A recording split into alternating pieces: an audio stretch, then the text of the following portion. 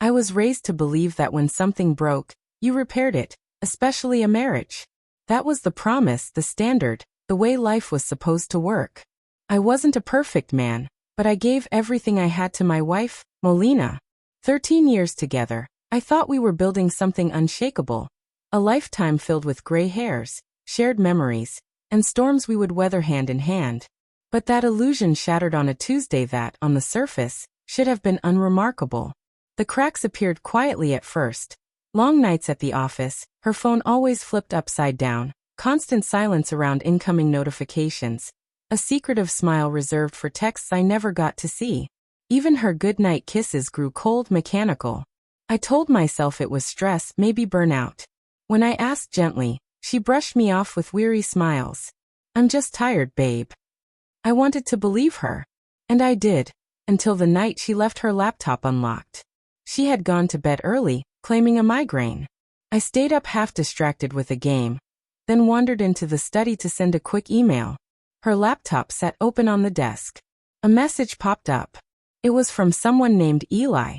Just a preview, but it was enough to tear me apart. Last night was amazing. I can still smell you on my sheets. My hands trembled.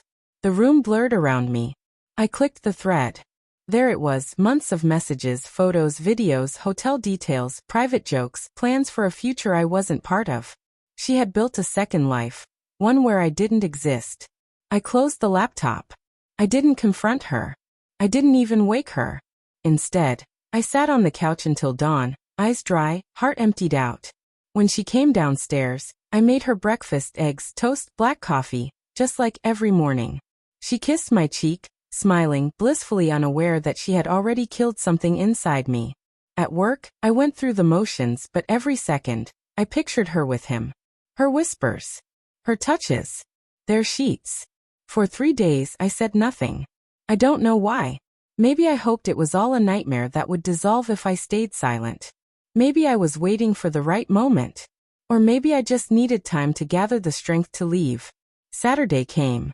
She went out to run errands. 15 minutes later, I pulled our biggest suitcase from the closet. Quietly, I packed my life into it: shirts, jeans, socks, passport, laptop, razor. I left all of her belongings untouched. My wedding ring, I slid off my finger and placed neatly on her pillow.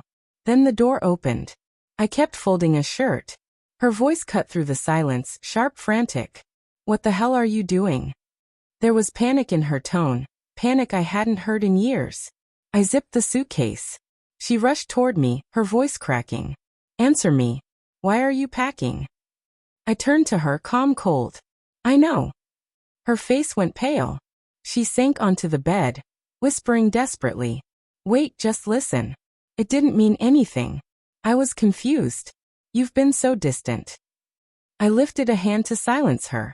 Don't insult me more than you already have. Tears streamed down her cheeks. You can't leave me. You're my husband. My voice was steady.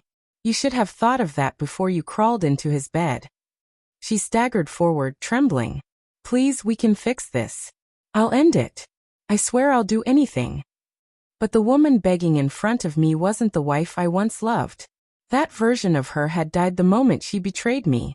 I lifted the suitcase and walked toward the door. Her final scream rang out behind me, broken and furious. Don't you dare walk out on me like I'm nothing. I paused, hand on the doorknob. My voice was calm, steady as stone. You already made me nothing. And then I left. I didn't go to friends. I didn't book a hotel. I just drove. Mile after mile unspooled beneath my tires, the setting sun burning red in my rearview mirror. I didn't know where the road was taking me, only that it would never lead me back to her.